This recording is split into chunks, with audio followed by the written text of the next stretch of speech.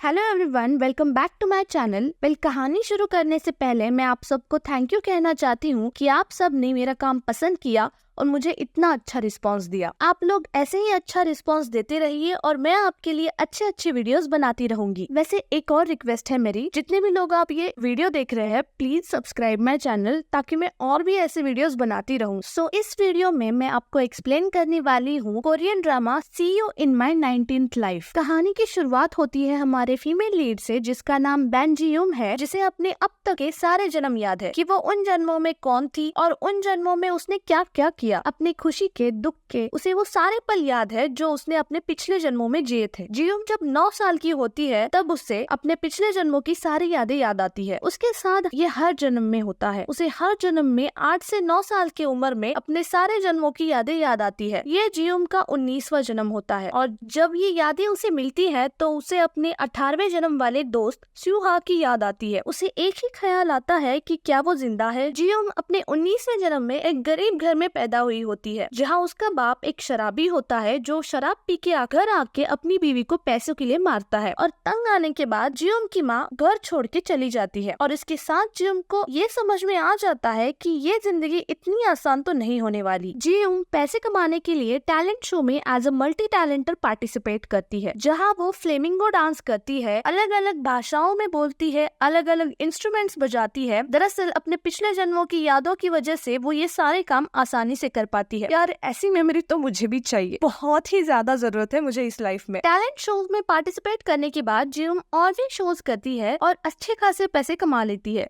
लेकिन वो सारे पैसे उसके पापा जुए और शराब में उड़ा देते हैं। बेचारे बाप बेटी फिर से कंगाल। तो एक दिन जियोम घर से भाग जाती है। उसे किसी भी हालत में सुहा से मिलना था और इसलिए वो ऐसे इंसान के पास जाती है जो उसे उसकी इसमें हेल्प करेगा। वो भाग के एक औरत के पास जाती है जिसका नाम है एग्योंग, जिसका एक स्नैक सेंटर होता है। जियोम उसके पास जाके उसे चिट्ठी देती है जिसमें एग्योंग के अंकल ने उसको जियोम को कुछ पैसे उधार देने के लिए कहा होता है। ये देखकर एग्योंग दंग रह जाती है और वो जियोम से पूछती है वो है कौन और उसे ये चिट्ठी कहाँ से मिली। जियोम टीवी की तरफ इशारा करती है जिसमें उसका टैलेंट शो वाला परफॉर्मेंस चल रहा होता है और मैं वही लड़की हूँ ऐसे उसे बताती है। एग्योंग उसे पहचान जाती है पर उसे फिर भी ये समझ नहीं आ रहा होता है कि उसके अंकल की चिट्ठी जियोम के पास क्या कर रही थी, क्योंकि उसके अंकल की बहुत सालों पहले ही मौत हो चुकी होती है। तो जियोम उसे बताती है मैं तुम्हारे अंकल का ही पुनर्जन्म हूँ और उसे उन दोनों के बीच की यादें याद दिलाती है। बेचारी एग्योंग को तो कुछ समझ ही नहीं आ रहा होता है। कह रही थी वो सच तो था पर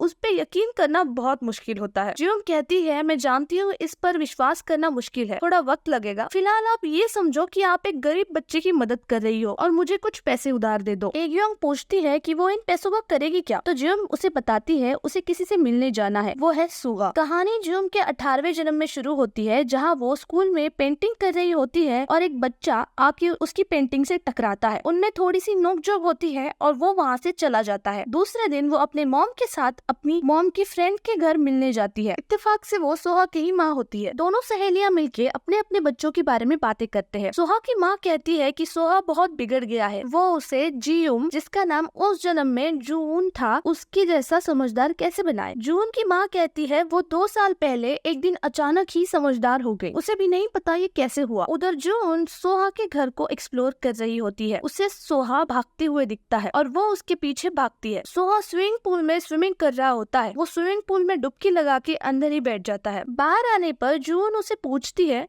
अंदर कुछ था क्या। सोहा उसे देखता है और उसके पास जाता है। जून उसे हाथ देती है ऊपर आने के लिए तो वो उसका हाथ पकड़ के उसे पानी में गिरा देता है और हंस के भाग जाता है। जून को वो काफी अच्छा लगता है। थोड़ी देर बाद जून देखती है सोहा लाइब्रेरी में एक किताब लेने की कोशिश कर रहा होता है पर उसका हाथ नहीं पहुंचता, तो वो उसके पास जाती है उसकी मदद करने के लिए, पर सोहा उसे धक्का मार देता है और बदतमीजी से बात करता है। जून भी उसे अच्छे से मजा चखाती है, उस पे बुक मार देती है और थोड़ा सा इंटिमिडेट करके बिगड़ेल बच्चे को लाइन पर लाती है। इसके लिए वो एक मैजिक ट्रिक का यूज करती है जो देख के सोहा इम्प्रेस होता है और ये कैसे किया ये पूछता है। जून कहती है क्या तुम पिछले जन्म में मानते हो, और बताती है कि ये कोई मेरा पहला जन्म नहीं है। सोहा पूछता है क्या तुम चुड़ैल हो या तुम्हें किसी चुड़ैल ने श्राप दिया है। जून हंसने लगती है। सोहा उसे बहुत क्यूट लगता है। वैसे वो क्यूट तो है, क्यूट बट ड्रैग। उस दिन के बाद उन दोनों में बहुत अच्छी दोस्ती हो जाती है। वो हमेशा साथ में खेलते हैं, किताबें पढ़ते हैं, म्यूजिक प्ले करते हैं। फिर हमें दिखाते हैं कि सोहा सोहा की मॉम बहुत बीमार होती है और हॉस्पिटलाइज होती है। वो जून से वादा लेती है कि उनके मरने के बाद वो सोहा का ख्याल रखेगी। दूसरे दिन सोहा स्विमिंग पूल के पास उदास बैठा होता है। जून उसके साथ आके बैठ जाती है। सोहा कहता है उसे भी पिछला जन्म याद है और वो एक कछुआ था। जून हंसने लगती है। सोहा बताता है जब वो छोटा था तब वो अपनी माँ के साथ उनके होटल में गया था, तब उसने वहाँ कछुआ देखा था। जून बोलती है ये सब यादें हैं,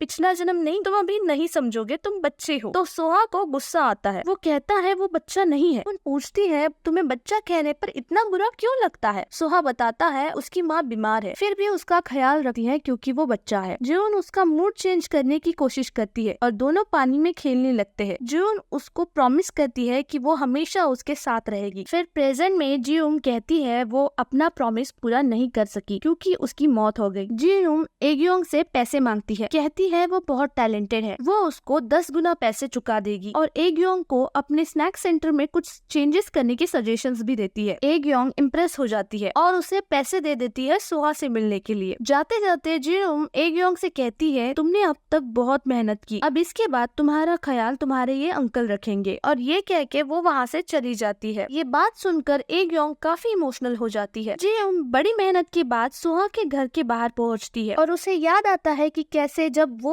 और सोहा गाड़ी में बैठ के जा रहे थे और रास्ते में उनका एक्सीडेंट हो गया। मरते हुए वो हमेशा भगवान से यही प्रार्थना करती थी कि वो अगला जन्म ना ले या फिर उसे अगले जन्म में कुछ याद ना रहे, पर पहली बार वो कुछ और मांगती है। वो जो भी कह रही थी सोहा कुछ सुन नहीं पा रहा था। बोलते बोलते जून उस पे गिर जाती है और मर जाती है। प्रेजेंट में दिखाते हैं जियोंग बार बार बेल प्रेस कर रही होती है पर कोई गेट नहीं खोलता। वहाँ कमरे में सोहा सो रहा होता है और कांप रहा होता है। वो अपने माँ के फ्यूनरल का सपना देख रहा होता है जिसमें जूऑन उसे उसकी माँ का भी पुनर्जन्म होगा ये बताती है और अगले जन्म में वो एक हेल्दी लाइफ जिएंगी ये बताती है। यह सुनकर सोहा को सुकून मिलता है और उसके बाद वो जियोन के कंधे पे फूट फूट के रोता है। प्रेजेंट में जियोन गेट पे चढ़कर अंदर घुस जाती है। वो बंदरों की तरह पेड़ पे चढ़ के सोहा के कमरे में झांकने लगती है। उसे सोहा दिखता है और वो काफी इमोशनल हो जाती है। सोहा कमरे से बाहर जाते वक्त दूसरे कमरे में एक औरत को देखता है और गुस्से में अपने डैड के पास जाता है। उनका उस औरत की वजह से झगड़ा होता है और वो गुस्से में घर से बाहर निकल जाता है। दूसरे दिन से जियोंग सोहा का चुपके से पीछा करने लगती है। पहले वो सिर्फ उससे एक बार मिलना चाहती थी, पर एक बार उससे मिलने के बाद वो बार बार उसके पीछे जाती है, वो भी छुपके से। वो अब एग्योंग के साथ रहने लगती है। उनका भी बहुत अच्छा बॉन्ड हो जाता है। एक दिन अचानक से सोहा गायब हो जाता है। उसके घर भी जाती है पर उसे वो नहीं मिलता। देखते ही देखते 8 साल बीत जाते हैं। अब जियोंग कॉलेज जाने लगती है। वो इंटरनेट की मदद से सोहा के बारे में पता लगाती है। उसे पता चलता है कि MI ग्रुप के जर्मनी के ब्रांच में सोहा काम करता है। 4 साल बाद वो उसी कंपनी में कोरियन ब्रांच में ज्वाइन करती है। 2 साल और बीत जाते हैं। जियोंग सोचती है कि क्या सोहा को वो याद भी होगी। वो जर्मनी जाने का भी सोचती है। वहाँ सोहा हमेशा की तरह स्विमिंग पूल में डुबकी मार के बैठा होता है। जियोंग अपने सीनियर से जर्मनी में ट्रांसफर की बात करती है। उसकी पर्सनैलिटी से उसका सीनियर भी इंटिमिडेट हो जाता है। जियोंग न्यू कार के फीचर्स चेक कर रही होती है, तभी उससे मिलने राइवल कंपनी का आदमी आता है उसे जॉब ऑफर करने, और वो हमेशा की तरह उसे मना कर देती है। वो कहती है वो शख्स जिससे मैं मिलना चाहती हूँ वो आपकी कंपनी में नहीं है तो मैं ज्वाइन नहीं कर सकती। वो जा ही रही होती है तभी उस आदमी का फोन आता है। वो फोन पे सोहा के बारे में बात करता है और जियोंग को पता चलता है कि सोहा कोरिया में है और MI होटल में रह। वो उससे मिलने होटल जाती है। जाते हुए होटल के एक्वेरियम में उसे टर्टल दिखता है। वो वहाँ टर्टल देख के रुक जाती है। वही एक्वेरियम के दूसरी तरफ से सोहा भी टर्टल्स को देख रहा होता है